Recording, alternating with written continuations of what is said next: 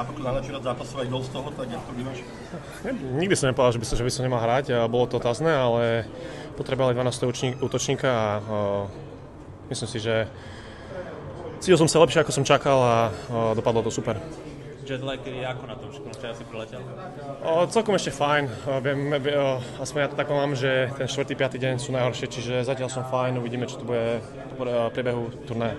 Taký dojem celkovo z toho výkonu a z toho týmu máš odtiaľ ako? Super, mladí chalani, dynamickí, myslím si, že tu je veľký talent, potenciál a myslím si, že každým zápasom sa budeme dostávať do toho systému a nejako sa zohrať a myslím si, že máme šancu.